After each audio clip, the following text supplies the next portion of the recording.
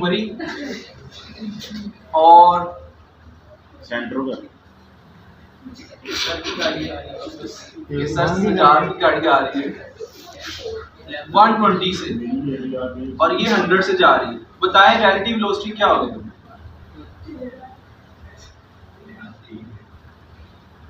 फर्ज कर लेंगे ज्यादा होनी चाहिए, ज्यादा शो होनी चाहिए। क्या वेलोसिटी होगी रिलेटिव किसकी? दोनों की एक दूसरे के साथ सेम ही रहती है। रिलेटिव वेलोसिटी सेम ही होती है। उसको जैसे बस को क्या शो होगा? तो जो कार आ रही किस स्पीड से आ रही है? 120 की स्पीड से आ रही है, शो होगा 20 से होगा। तो आपको हम कहाँ पे ऑब्जर्व कर रहे हैं? जब भी हम बस में बैठे होते हैं तो जो हमारे पास से बस गुजरती है ना, बड़ी स्पीड से गुजरती है, हालांकि उसकी स्पीड इतनी नहीं होती, तो दोनों स्पीड्स ऐड हो जाती हैं, इसकी 100 और इसकी 120। जब एक दूसरे को पास करेंगे ना, पास करने की जो वेलोसिटी है वो कितनी हो जाएगी? 220।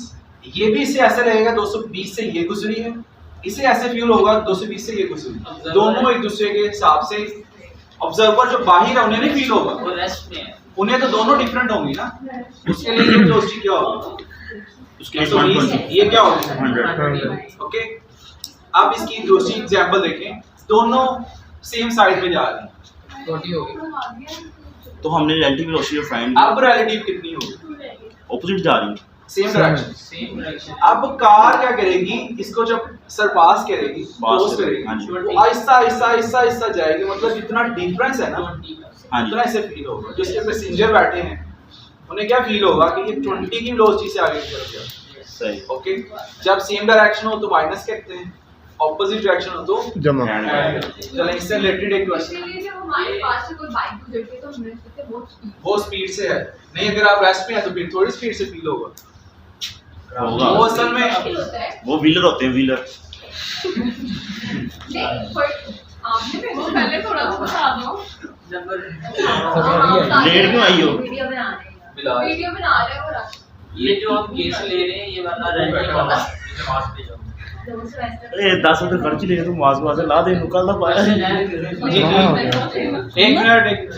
हम ये जो रिलेटिव वेलोसिटी हम फाइंड कर रहे हैं, इसमें हम ऑब्जर्व करने के लिए हम इन दोनों फ्रेम्स के अंदर होना चाहिए ऑब्जर्वर, इसके अंदर ऑब्जर्वर अंदर होना चाहिए या बाहर होना चाहिए? अंदर होना चाहिए, तब उसे फील होगी ना रिलेटिव। एक बस की दूसरे बस के हिसाब से आप यहाँ पे खड़े हैं, ठीक है, तो गाड़ी जितनी स्पीड से जा रही है वो कम ज्यादा क्यों होगी? जब तक आप मूव नहीं करेंगे।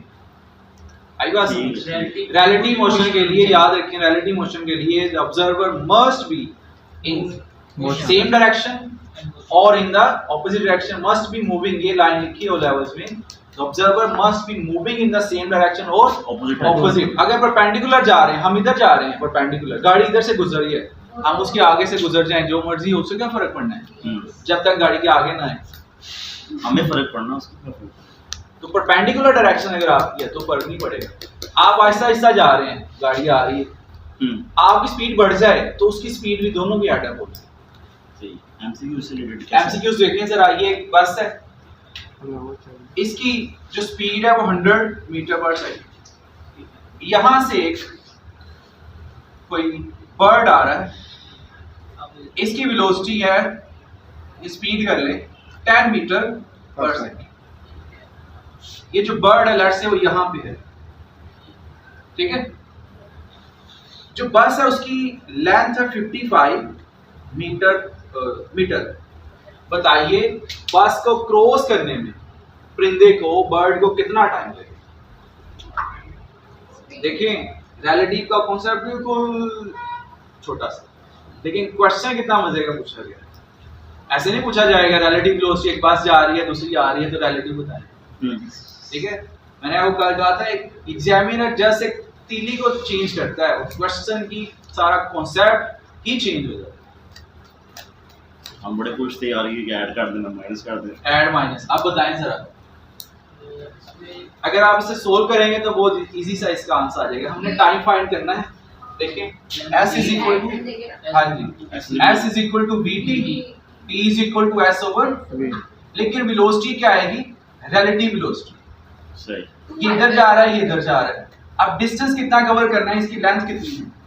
बर्ड जो है वो यहाँ पे है ना, हाँ जी लेंथ उसने 555 मीटर की कवर करनी है। गाड़ी इधर जा रही है इधर, वेलोसिटी को जब दोनों को ऐड करेंगे कितना हो जाएगा 110। 2 सेकंड डिवाइड करेंगे तो 0.5 0.5 सेकंड आ जाएगा, 1 और 2 आ जाएगा ना, तो 0.5 सेकंड। ठीक है, करके देखनी है इनको। जब आपने सोल्व किया तो कितना इजी है। अब इससे रिलेटेड इधर को आ जाए वर्ड, इधर जा रहा है, इधर जा रहा है, इधर मर्जी जा रहा है, तो इजी हो जाएगा। ठीक है, इस तरह के क्वेश्चंस आते हैं। अब इसमें कुछ भी नहीं लिखा उसमें डेटा, आपने उसे सोल्व कर लिया डायरेक्टली। लेकिन जिसके पास कॉन्सेप्ट नहीं है ना, वो फिर तुक्के लगाएगा। अच्छा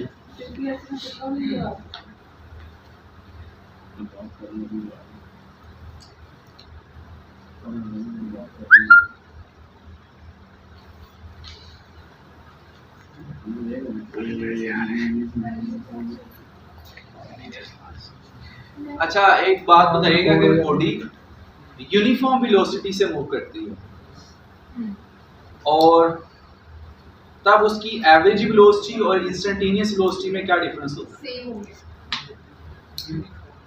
यूनिफॉर्म से चेंज तो होगी। आप लोग कहते हैं हर चीज का आंसर गूगल से मिलता है, वहां से फाइंड करके कल आपने मुझे बताना है what is difference between average and uniform velocity. Google से एवरेज वेलोसिटी अभी कर लें, एवरेज वेलोसिटी नहीं है और यूनिफॉर्म वेलोसिटी, इन दोनों में क्या, सॉरी कांस्टेंट वेलोसिटी और एवरेज वेलोसिटी, इसमें क्या डिफरेंस होता है? कांस्टेंट ठीक है, गूगल पे जस्ट वो आंसर्स होते हैं जो हम जैसे लोगों ने वहां पे आंसर अपलोड किए होते हैं। यस। किसी अथेंटिक बंदे ने, किसी प्रोफेसर ने, किसी साइंटिस्ट ने आंसर नहीं पुट किए। ठीक है, गूगल क्या करता है, पूरा डेटा के ऊपर उसका आंसर सर्च करता है कि इस तरह के क्वेश्चन का किसी ने आंसर पुट किया है। तो लेट्स से हमारी क्लास का कोई ग्रुप बना है, तो उसका किसी ने गलत ही आंसर दे दिया। अब गूगल ने क्या किया, पूरे वर्ड में सर्च किया है वो इंग्लिश के वर्ड, और उसका जो आंसर है वो आपको दिखा देगा। ऐसी अब कौन बताएगा वो सही है गलत है? तो आपने ये क्वेश्चन सर्च करना है। ठीक है, कल मुझे बताइएगा कांस्टेंट और यूनिफॉर्म में क्या फर्क है, कांस्टेंट वेलोसिटी और यूनिफॉर्म वेलोसिटी में क्या डिफरेंस होता है, what is difference between uniform velocity and constant velocity. इसी तरह आप कर सकते हैं कांस्टेंट और यूनिफॉर्म एक्सेलरेशन में क्या हो सकता है। एक रात मैंने इस पे सर्च की थी लेकिन नहीं पता चला था। और आती है आप लोग करें, शायद आप लोग डिफरेंट, हर बंदा जो है ना डिफरेंट एंगल से सोचता है। ठीक है, नहीं है। एक वो साइंटिस्ट थे, तो वो काफी शोर कर रहे थे। उनके टीचर ने कहा इधर आओ, 1 से लेकर 100 तक गिनती लिखो, उसको ऐड करके लाओ। वो साइंसदान था, पैदाइशी साइंसदान जो होते हैं पैदाइशी होते हैं, बनते नहीं है। तो क्या उसने फॉर्मूला डिस्कवर कर लिया, उसी टाइम लिख के ले आया। फॉर्मूला था n × n-1/2। इस फॉर्मूले से सारे नंबर ऐड करें तो आपके पास आ जाएगा 100 - 91/2। ठीक है, ये फॉर्मूला तब उसने पहली दूसरी क्लास में किया। तो आप लोग डिफरेंट एंगल से सोचें, हर बंदे का सोचने का अंदाज डिफरेंट होता है। और ये भी याद रखिएगा, डार्विन की जो थ्योरी ऑफ एवोल्यूशन है, पता है ना, पढ़ी होगी आप लोगों ने। हर आने वाली जनरेशन पहले वाली जनरेशन से ज्यादा जीनियस होती है, ज्यादा मॉडिफाइड होती है, ज्यादा पावरफुल होती है, उनके एंटीबॉडीज ज्यादा पावरफुल होती है। हमसे आने वाली नस्लें हमसे ज्यादा इंटेलिजेंट होगी, जीनियस होगी। सही। ठीक है, और इधर टीचर से कांस्टेंट वेलोसिटी लिखा हुआ है जिसकी मैग्नीट्यूड और डायरेक्शन कांस्टेंट रहती है। ठीक है, और यूनिफॉर्म वेलोसिटी में लिखा हुआ है जिसकी मैग्नीट्यूड इंक्रीज होती है with equal interval of time. Uniform का क्या लिखा है? यूनिफॉर्म का लिखा हुआ है कि वेलोसिटी इंक्रीज हो रही है टाइम के साथ, मतलब कि 5 सेकंड में 10 गलत है। लिखा होगा।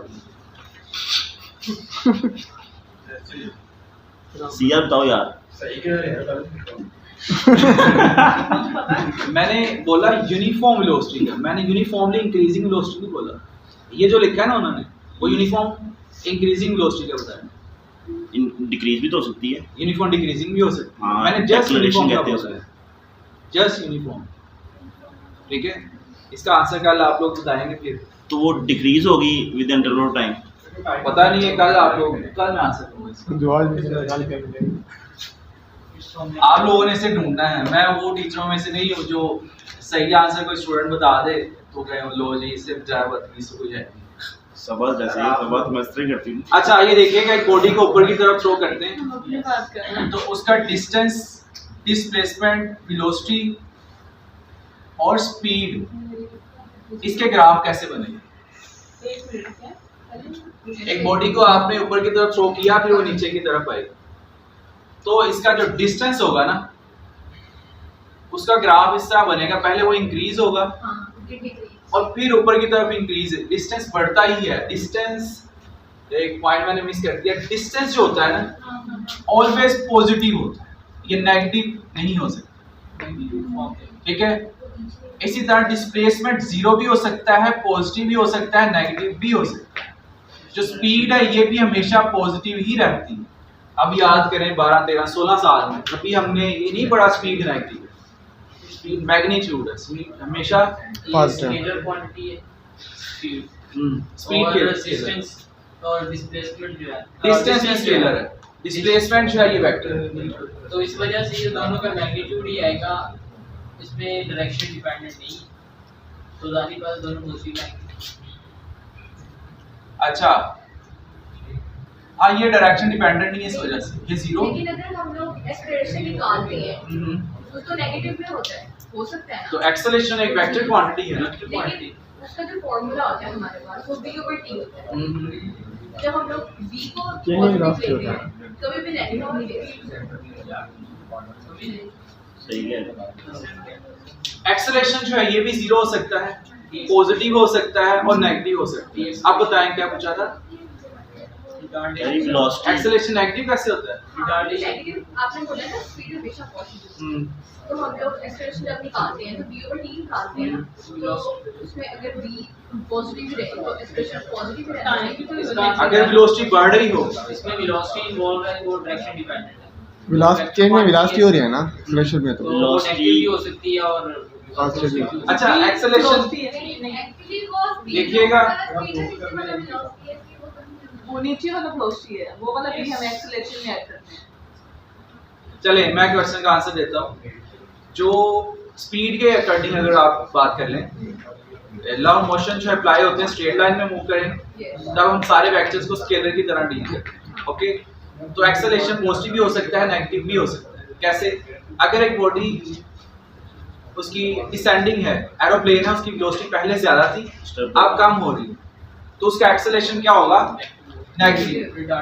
इसका फॉर्मूला होता है delta we over delta T. Final velocity उसकी लेट से अब 5 है, पहले 10 थी, टाइम जितना भी लगा 2 सेकंड, तो आंसर क्या आ गया? माइनस। माइनस का मतलब क्या है कि एक्सेलरेशन नेगेटिव है, ऑपोजिट डायरेक्शन में, ओके। मतलब फाइनल वेलोसिटी उसकी क्या हो रही है? कम हो। अगर फाइनल बढ़ रही हो, एक बॉडी स्पीड अप हो रही है, तब उसका एक्सेलरेशन पॉजिटिव होता है, ठीक है।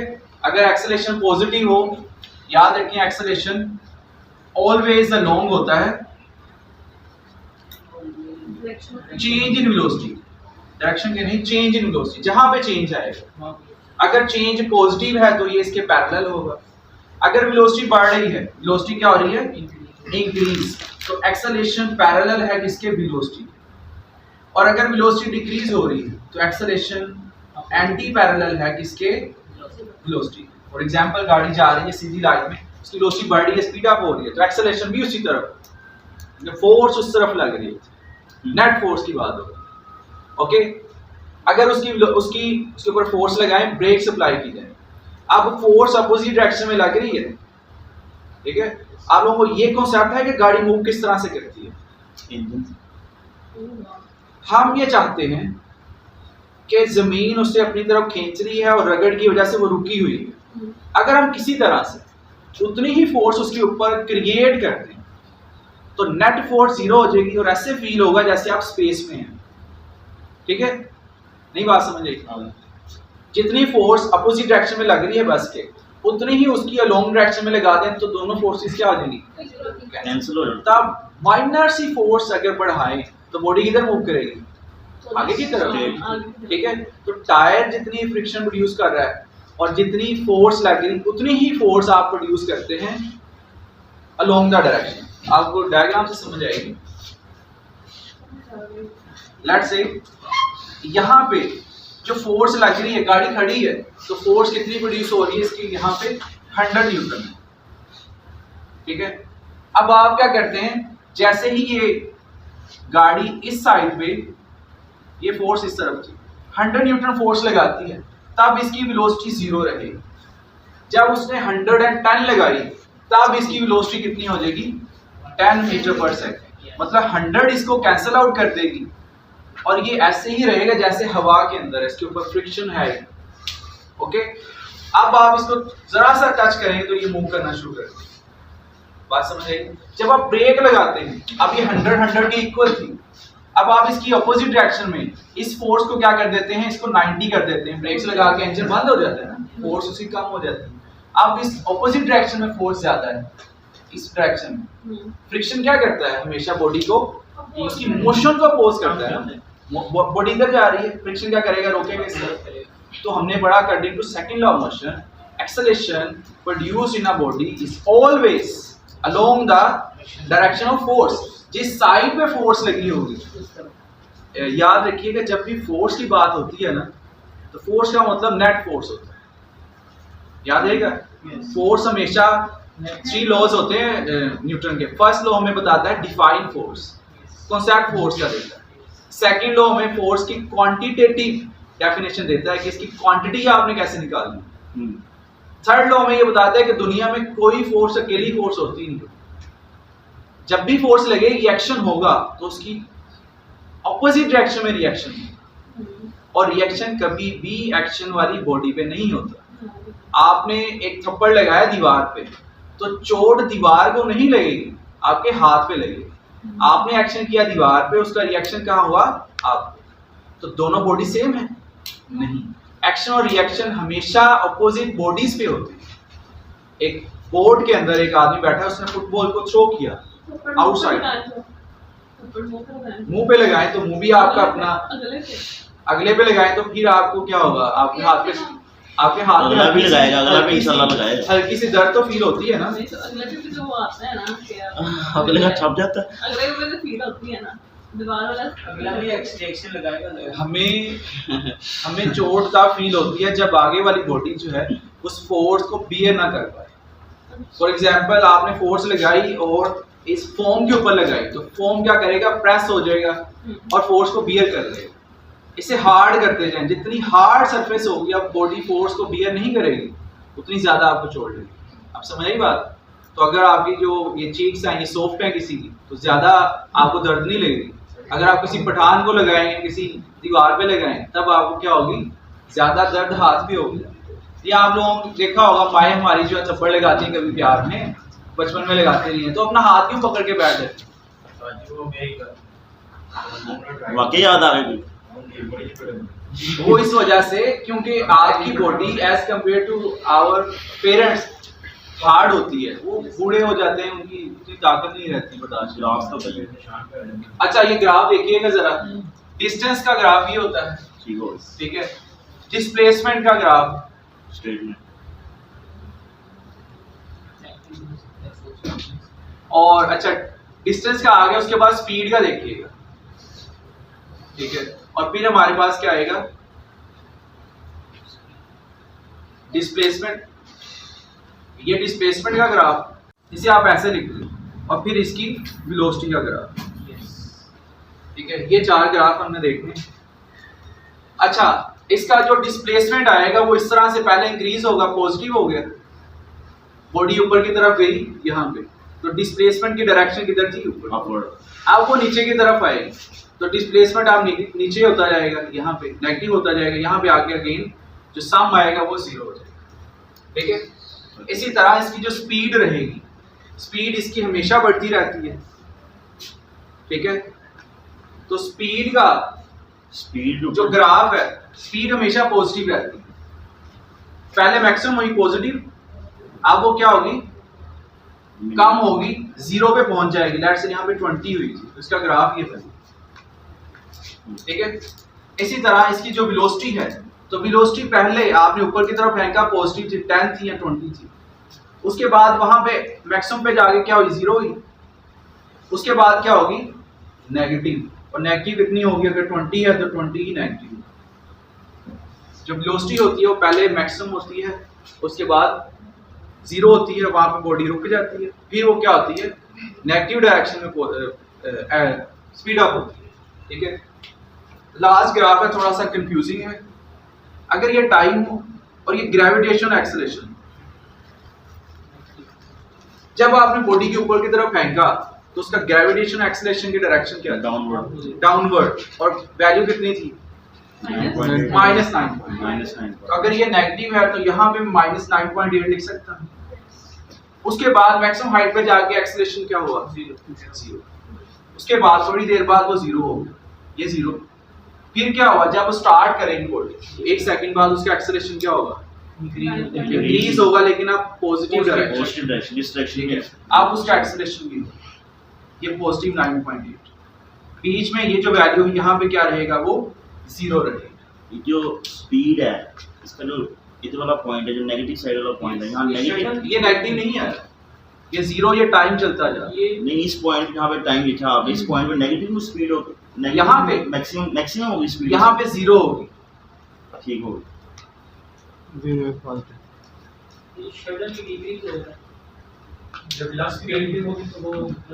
वेलोसिटी इसकी आपने मैक्सिमम की मैक्सिमम से जाएगा, उसके बाद 0 होगी यहाँ, इसके बाद इंक्रीज हो रही है नेगेटिव डायरेक्शन, उसकी डायरेक्शन चेंज हो जाती है। बस प्रोजेक्टाइल मोशन व्हाइट बोर्ड पे ध्यान दीजिए, पढ़ा हुआ है मतलब ये पहले 2 डायमेंशनल मोशन होती है। Yes, under the action of gravity and inertia. Gravity से डाउनवर्ड मोशन लेती है और इनर्शिया इसे फॉरवर्ड मोशन लेती है। ओके, लेट्स से आपने एक प्रोजेक्टाइल को थ्रो किया, आपका जो इनिशियल वेलोसिटी थी वो vi थी और एंगल बन रहा था थीटा, ये वाला इसके साथ है। अगर ये vi वेलोसिटी है तो इसका ये वाला कंपोनेंट क्या बनेगा? vi cos थीटा, और ये वाला vi sin। ठीक है, जैसे जैसे बॉडी अपवर्ड जाएगी तो इसका हॉरिजॉन्टल कंपोनेंट जो है, लेकिन ये हॉरिजॉन्टल कंपोनेंट ये इतनी लेंथ है इसकी, वर्टिकल कितनी लेंथ है इसे गौर से देखिएगा, इसकी लेंथ उतनी ही रही और वर्टिकल की जो लेंथ है वो कम होती है। यहाँ पे आके हॉरिजॉन्टल सेम रहा, वर्टिकल 0 होगी। यहाँ भी इसकी जो वेलोसिटी होगी वो मिनिमम होगी, 0 नहीं। यहाँ भी इसकी वेलोसिटी जो इनिशियल है इसे vix करेंगे, यहाँ भी vix रहेगी, यहाँ भी vix। जो हॉरिजॉन्टल कंपोनेंट है वो कांस्टेंट रहता है अलोंग द मोशन, सारी मोशन में इसका हॉरिजॉन्टल कंपोनेंट कांस्टेंट ही रहेगा। वर्टिकल कंपोनेंट इसका पहले डिक्रीज करता है देन इंक्रीज करता है, इसके बाद इसका वर्टिकल जो कंपोनेंट है ऐसा ऐसा इंक्रीज करेगा, लेकिन हॉरिजॉन्टल क्या रहेगा? सेम रहेगा। ठीक है, इसकी लेंथ देखिए, वेक्टर की लेंथ से पता चलता है उसका मैग्नीट्यूड इंक्रीज होता है। अगर प्रोजेक्टाइल वो ऊपर से स्टार्ट हुई, वो हॉरिजॉन्टल प्रोजेक्टाइल वो ये इस प्रोजेक्टाइल को ऑब्लीक प्रोजेक्टाइल कहते हैं। वो हॉरिजॉन्टल प्रोजेक्टाइल था, इसकी दूसरी टाइप को बाद में पढ़ लेंगे। अच्छा, जब ये हिट करेगा तो देखिएगा जिस एंगल पे आपने इसे थ्रो किया था, let's say it is 30 degree, तो इसका जो फाइनल वेक्टर बनेगा हॉरिजॉन्टल के साथ वो भी 30 डिग्री ही बनेगा। ये हॉरिजॉन्टल कंपोनेंट और ये वर्टिकल अगेन। हॉरिजॉन्टल इनिशियल जितना था उतना ही फाइनल रहेगा, मींस इसका हॉरिजॉन्टल वेलोसिटी कंपोनेंट क्या रहता है? इनिशियल और फाइनल कांस्टेंट। तो इसका एक्सेलरेशन अलोंग एक्स एक्सिस क्या होगा? जी, एक्सेलरेशन कांस्टेंट। अगर वेलोसिटी कांस्टेंट है तो एक्सेलरेशन 0 अलोंग एक्स एक्सिस ये एक्सेलरेट नहीं करती, यस, और अलोंग वाई एक्सिस इसकी वेलोसिटी जो है वो चेंज होती है, vi y और vf y ये चेंज होती है। ठीक है, तो यहाँ पे इसका जो एक्सेलरेशन होगा वो क्या होगा? -g रहता है। ये नहीं आपने समझना कि बॉडी को पहले ऊपर की तरफ फेंका तो एक्सेलरेशन नेगेटिव, फिर वो नीचे की तरफ आ रहा है तो पॉजिटिव। ऑपोजिट देखें जी का कॉन्सेप्ट थोड़ा सा डिफरेंट है। हम लोगों ने जो जी का कॉन्सेप्ट पढ़ा था ना, आप बॉडी को नीचे से ऊपर की तरफ फेंकते हैं, फिर वो ऊपर से नीचे की तरफ आती है कुछ सेकंड के बाद, ठीक है। ये 2 पार्ट्स में मोशन कंप्लीट होती है। तब हम कहते हैं नीचे से ऊपर की तरफ जी की वैल्यू नेगेटिव, ऊपर से नीचे की तरफ आएगी तो जी की वैल्यू पॉजिटिव, ओके। लेकिन अगर एक ही मोशन है, बॉडी ऊपर गई और नीचे आ गई, कंप्लीट मोशन की बात हो, तो जी की वैल्यू हमेशा क्या रहती है? नेगेटिव रहती है। ये बहुत ही पुअर कॉन्सेप्ट है कहना कि पहले नेगेटिव होगी तब बाद में पॉजिटिव होगी। एक्सेलरेशन हमेशा टुवर्ड्स द अर्थ ही रहता है, उसकी डायरेक्शन हमेशा नेगेटिव ही रहती है। अब यहाँ पे इसकी बॉडी रुक तो नहीं रही ना, बॉडी का एक कंपोनेंट 0 हुआ, बॉडी रेस्ट पे नहीं आई, ठीक है। तो यहाँ पे इसका एक्सेलरेशन क्या होगा? बच्चे आ रहे हैं वो आने दे, देख के फिर चले जाते हैं, अच्छी बात नहीं है ना, उन्होंने भी पैसे नहीं दिए। तो वो भी आ गए। स्टिंग की बॉडी आप पिलाते हैं? अच्छा, प्लानी बात समझ आ है, गई? मैंने पिला दी अपने से की, बाकी आप लोगों ने प्लानी है। मोस्ट क्वेश्चन देखिएगा, what is the angle between initial velocity and final velocity? Same what is the angle between initial velocity और फाइनल वेलोसिटी? प्रोजेक्टाइल मशीन मैंने कहा इनिशियल और फाइनल में, इनिशियल में Maximum अगर होगा। थीटा है और फाइनल में भी ये भी थीटा बनाएगी, थीटा प्लस थीटा क्या हो जाएगा? 2 थीटा। आप लोग कह रहे हैं सेम, कौन कह रहा है? मैंने कहा ओके, बात समझ आई? उसके बाद क्वेश्चन क्या था? What is the angle between initial velocity and final final velocity? अच्छा, नेक्स्ट हमारे पास इसकी हाइट फाइंड करते हैं। हाइट का फॉर्मूला डायरेक्ट लिखेंगे, vi square sin square theta over 2g। 2g। उसके बाद टाइम ऑफ फ्लाइट है 2vi sin theta over g। Then हमारे पास रेंज है height sine range vi square sin 2 theta over g। पहले हाइट पहले हाइट है, फिर टाइम है, फिर रेंज है।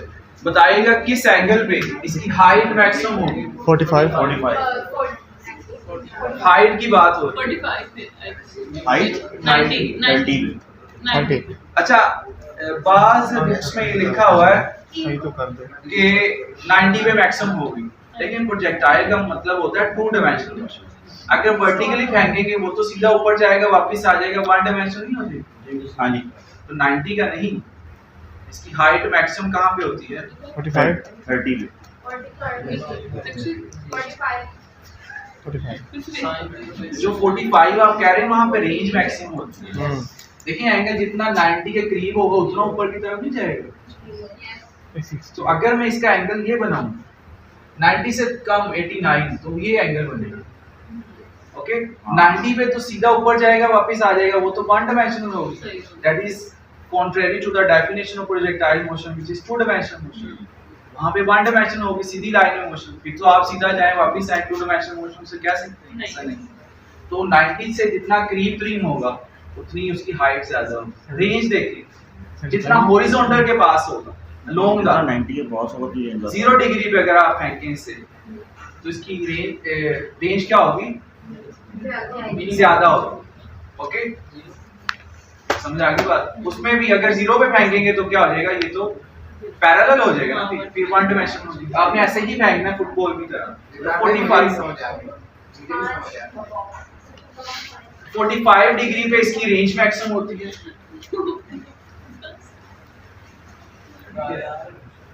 और हाइट मैक्सिमम किस पे होती है? 89 पे। 87 हो गए। अच्छा, रेंज और हाइट ये 76 डिग्री पे होती है, ये तो पता है ना? Equal 76 degree. रेंज और हाइट हॉरिजॉन्टल और वर्टिकल जितना डिस्टेंस ऊपर की तरफ करेगा उतना ही नीचे की तरफ करेगा हॉरिजॉन्टल। ये 76 डिग्री पे होता है।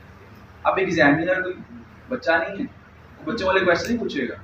ऑप्शन देगा the height and range will be same at which angle. Option देखिएगा, theta is equal to tan inverse 1, tan inverse 2, tan inverse 3 और tan इनवर्स 4। बताएं किस पे हाइट और रेंज इक्वल होगी? इस पे 16 डिग्री आएगा। कैलकुलेटर तो है ही, वो तो समझ आ रही है। समझ आएगा। कैलकुलेटर नहीं है।